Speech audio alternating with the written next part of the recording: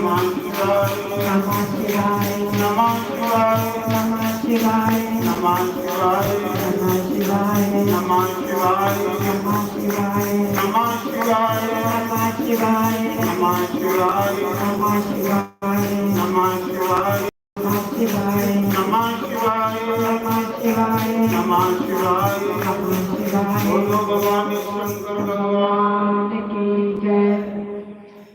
सारे वेद की आज्ञा है कि जिस बंदे का जगो पवित्र संस्कार नहीं होगा,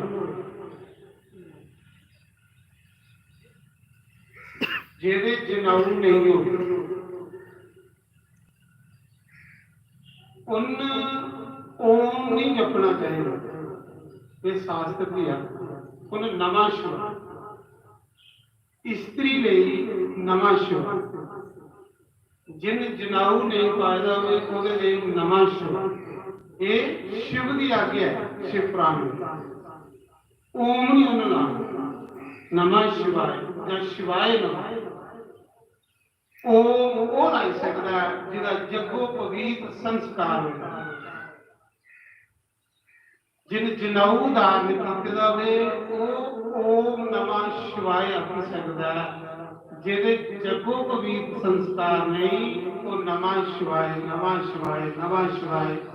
ये नहीं कि जिन्ना फल ओम नमः शिवाय वाले की मिला इन्ना के फल नमः शिवाय वाले की मिलना, पर वो ओम नहीं करना जिहदा जगो पवित्र। शिव जी आखदे शिव पुराण की कथा है। नंदीश्वर भगवान शिव दे महान नंदी, बोलो नंदी महाराज। एक समय संत सनंदन सनातन और सनत कुमार ये चार ऋषि जेड़े सब तो पहले भगवान का अवतार, इन्हें ब्याह भी किया। 5-5 साल की आदमी होंगी, ना ये बुढ़े होंगे ना ये जवान होंगे, और ये हर समय राम राम जपते।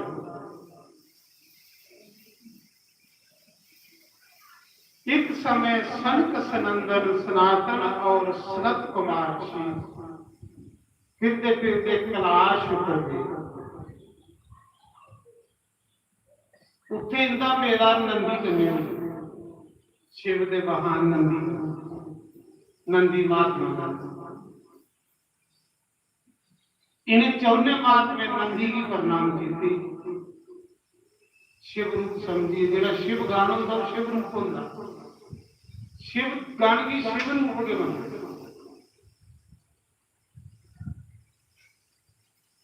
नंदी ने पूछा, आओ महात्मा जी तुस किंज आए?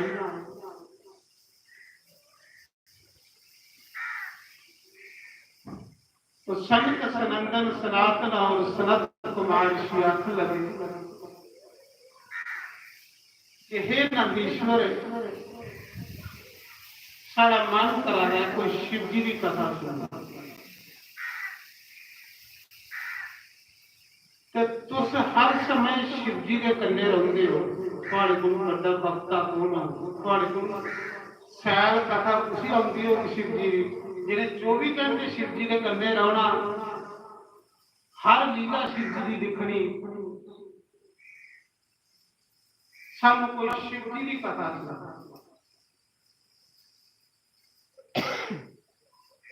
तो नंदीश्वर बड़े खुश होए कि मेरे गुरु की कथा, मेरे इष्ट की कथा, मेरे भगवान की कथा होने लगी है। नंदी ने 2 मिनट नहीं भगवान शंकर का ध्यान किया, उस ऑर्डर दानी पशुपति नाथ का के महादेव थोड़ी कथा जो तुस के जानते हो, थोड़ी महिमा जो तुस के जानते हो, क्योंकि तुम्हारा कोई आदि अंत नहीं है।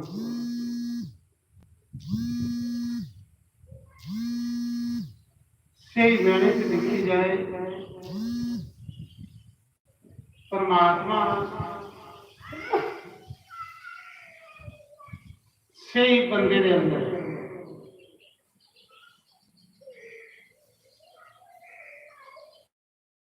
हर बंदे का शरीर जिहड़ा वो परमात्मा का मंदिर है।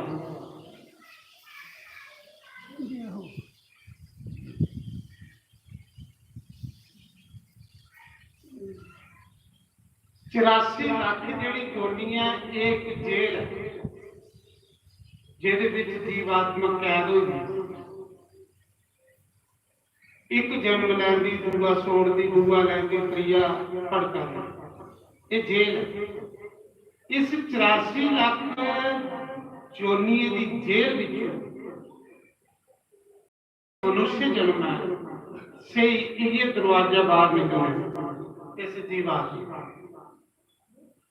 जिस मनुष्य जन्म विच इस जेल भी कटिया नहीं इस जेल चो बाहर नहीं निकलिया इंसान ते अगू इसका मौका इस लगना भी है।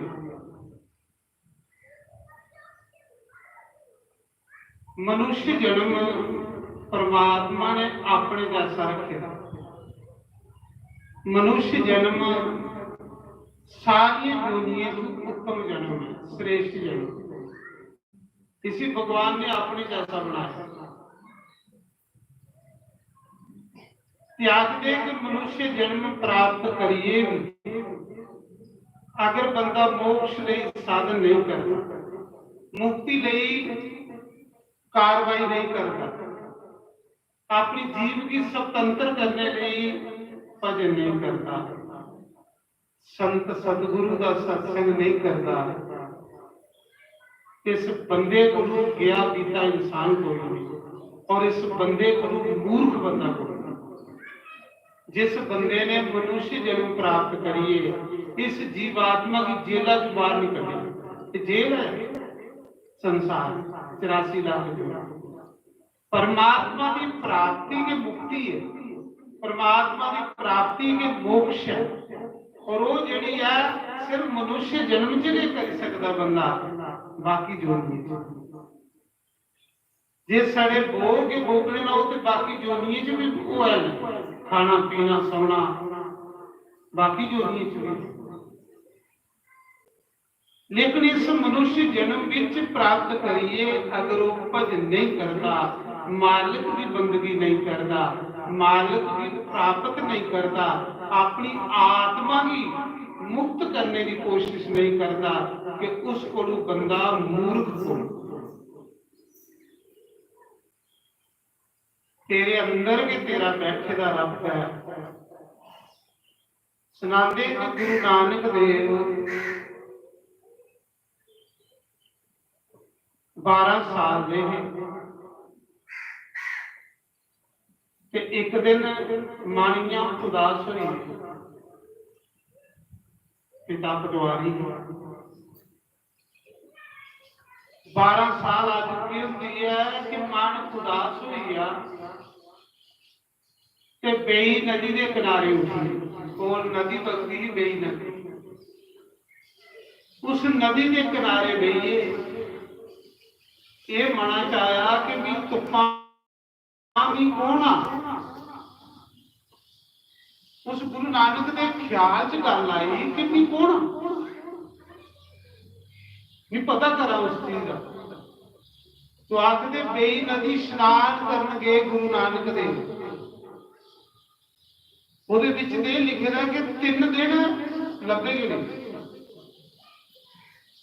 पर नहीं बेई नदी के कोल एक जंगल तपोवन गुरु नानक 3 दिन समाधि च लीन हुई है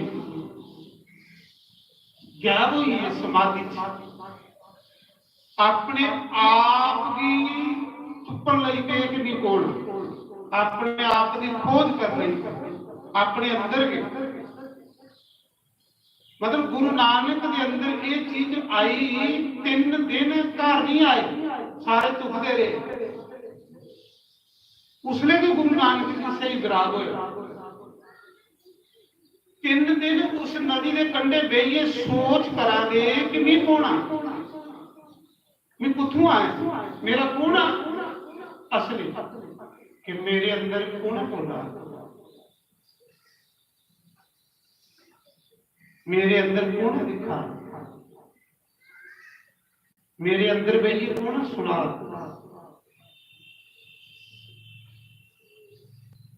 मैं कौन ओदा शरीर है, जियां आखने मेरा शरीर,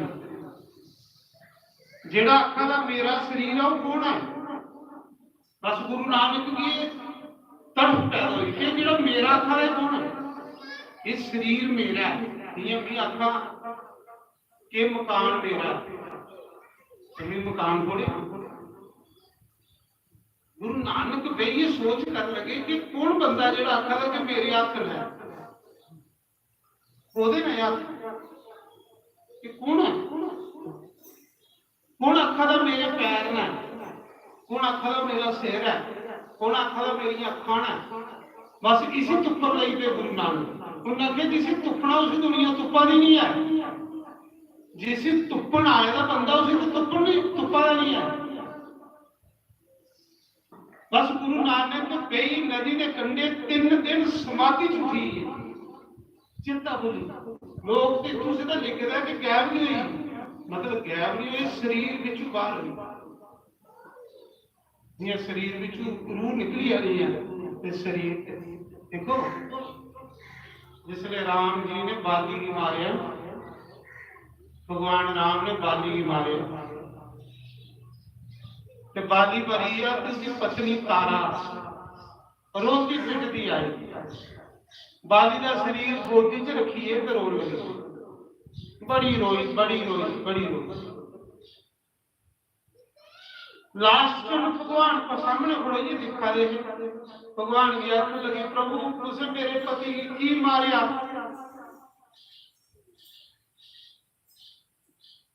तो भगवान आंख लगे तारा, भगवान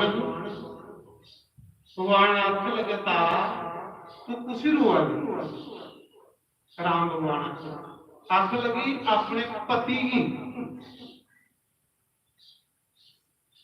उन्हें आख्या तारा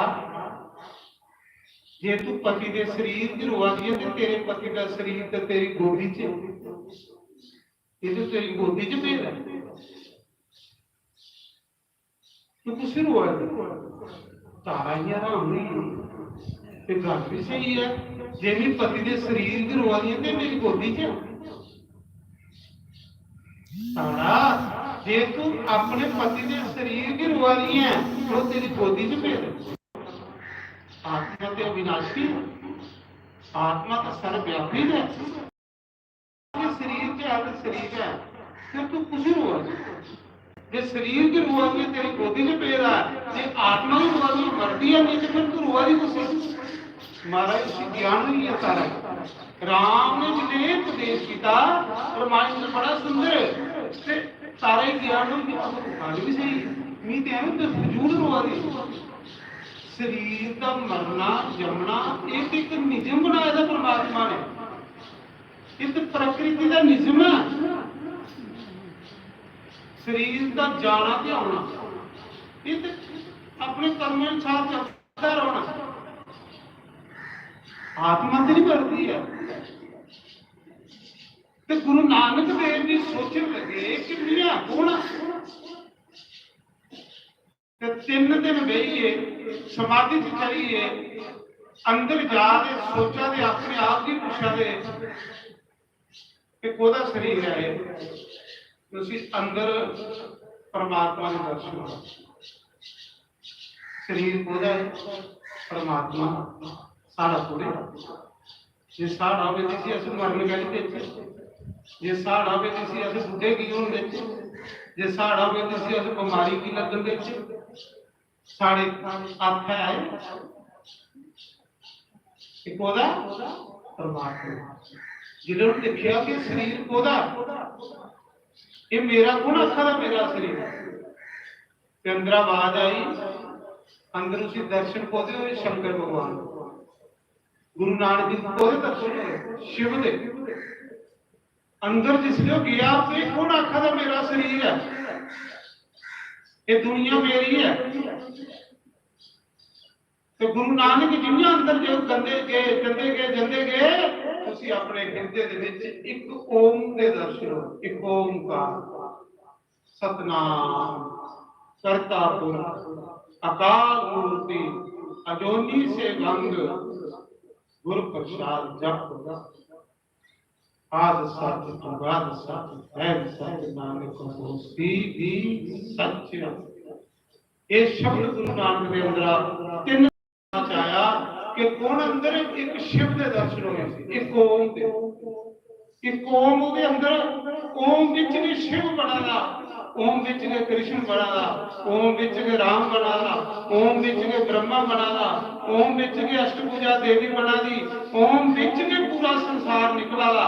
ਗੁਰੂ ਨਾਨਕ ਜੀ ਆਪਣੇ ਅੰਦਰ ਕਿ ਦਰਸ਼ਨ ਹੋਏ, ਚਮਤਕਾਰ ਹੋਇਆ ਕਿ ਇੱਕ ਓਮ ਵਿੱਚੋਂ ਇਹ ਦੁਨੀਆ ਬਣੀ ਨਿਕਲੀ ਆ ਰਹੀ, ਕਿੰਨੀਆਂ ਬਣੀ ਨਿਕਲੀ ਆ ਰਹੀ ਆਪਣੇ ਆਪ ਕਿੰਨਾ ਕਿ ਨਹੁੰ ਹੀ ਤੁਸੀਂ ਕੋਈ ਪਾਲ ਦਿਓਗੇ, ਨਹੁੰ ਆਪਣੇ ਆਪ ਨਹੀਂ ਬਣੇਗੀ, ਬਾਣੀ ਤੁਸੀਂ ਕੋਈ ਲਾਉਂਦੇ ਹੋ ਤੁਸੀਂ ਬਾਲ ਆਪਣੇ ਆਪ ਵਧੀਆ, ਜਿੰਨੀਆਂ ਬਾਲ ਆਪਣੇ ਆਪ ਵਧੀਆ, ਨਹੁੰ ਆਪਣੇ ਆਪ ਵਧੀਆ, ਇੰਨੀਆਂ ਵੀ ਜਿਹੜਾ ਸੰਸਾਰ ਹੈ ਇਹ ਪਰਮਾਤਮਾ ਦੀ ਕਿਰਪਾ ਕਰਕੇ ਆਪਣੇ ਆਪ ਦੇ ਬਣੀ ਆ, ਆਪਣੇ ਆਪ ਬਣੀ।